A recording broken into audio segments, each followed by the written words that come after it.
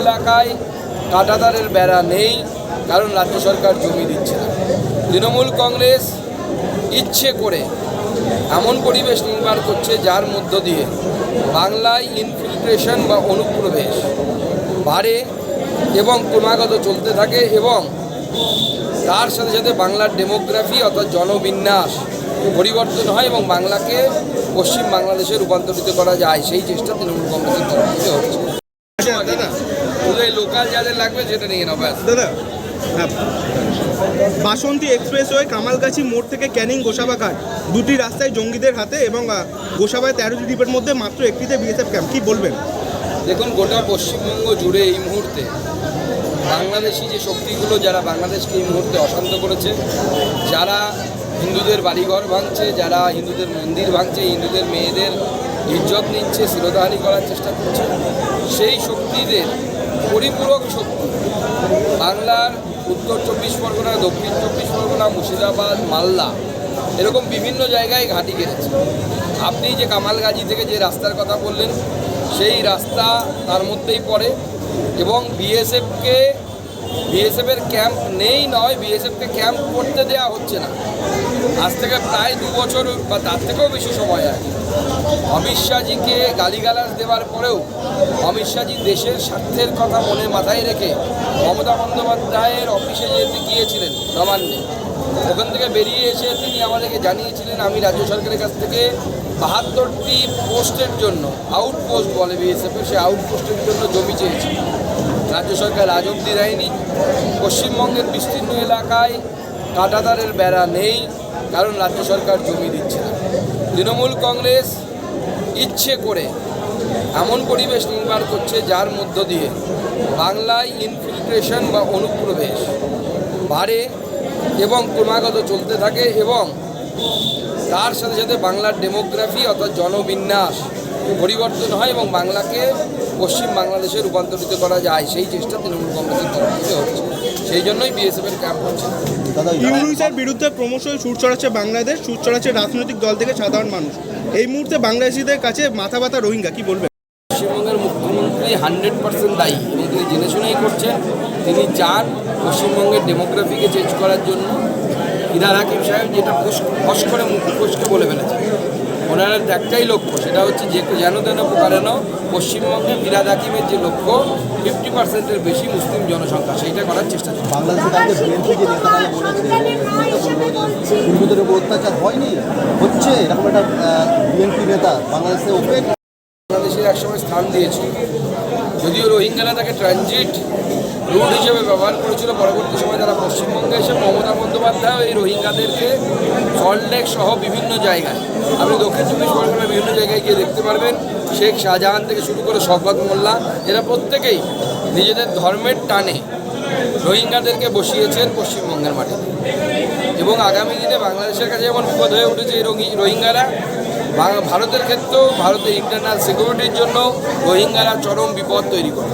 মুর্শিদাবাদে যে জঙ্গিরা ধরা পড়েছে, সে 1 বছরের জন্য মানে ওখানে প্রশিক্ষণ এবং যে তাদের যে এরিয়া বাড়ানোর জন্য যে ব্যবস্থা করেছিল 1 বছর প্রশিক্ষণের জন্য, পশ্চিমবাংলায় কি জঙ্গিদের যে ব্যবস্থা জন্য একটা অভয়ারণ্যে পরিণত হয়েছে। ভারত বিরোধী কার্যকলাপ যারা করতে চায় তারা বাংলাদেশ থেকে ঢুকে মমতা বন্দ্যোপাধ্যায়ের দৌলতে তারা এই কাজ করছে। মমতা বন্দ্যোপাধ্যায় তাদেরকে পুলিশ প্রশাসন দিয়ে ইনডাইরেক্টলি প্রোটেকশন দিচ্ছে।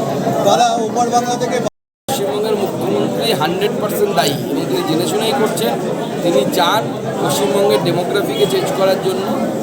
ইরার হাকিম সাহেব যেটা ফস করে মুখোশকে বলে ফেলেছে, ওনার একটাই লক্ষ্য, সেটা হচ্ছে যে যেন তেন প্রকারেণ পশ্চিমবঙ্গে ফিরাদ হাকিমের যে লক্ষ্য 50%-এর বেশি মুসলিম জনসংখ্যা, সেইটা করার চেষ্টা চলছে। বাংলাদেশের বিএনপি যে নেতারা বলেছে হিন্দুদের উপর অত্যাচার হয়নি, হচ্ছে এরকম একটা বিএনপি নেতা বাংলাদেশে ওপেন না, সে তো সবাই যেটা হচ্ছে, এটা মেনে নেওয়ার না নেওয়ার কি।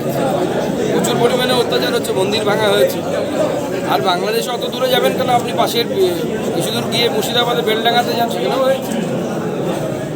বিস্তীর্ণ এলাকায় কাঁটাতারের বেড়া নেই, কারণ রাজ্য সরকার জমি দিচ্ছে না। তৃণমূল কংগ্রেস ইচ্ছে করে এমন পরিবেশ নির্মাণ করছে যার মধ্য দিয়ে বাংলায় ইনফিল্ট্রেশন বা অনুপ্রবেশ বাড়ে এবং ক্রমাগত চলতে থাকে, এবং তার সাথে সাথে বাংলার ডেমোগ্রাফি অর্থাৎ জনবিন্যাস পরিবর্তন হয় এবং বাংলাকে পশ্চিম বাংলাদেশে রূপান্তরিত করা যায়, সেই চেষ্টা তৃণমূল কংগ্রেসের তরফ থেকে হচ্ছে। আচ্ছা দাদা, শুধু এই লোকাল যাদের লাগবে সেটা নিয়ে নেবো ব্যাস। দাদা হ্যাঁ, বাসন্তী এক্সপ্রেসওয়ে কামালগাছি মোড় থেকে ক্যানিং গোসাবাঘাট দুটি রাস্তায় জঙ্গিদের হাতে এবং গোসাবায় 13টি দ্বীপের মধ্যে মাত্র একটিতে বিএসএফ ক্যাম্প, কি বলবেন?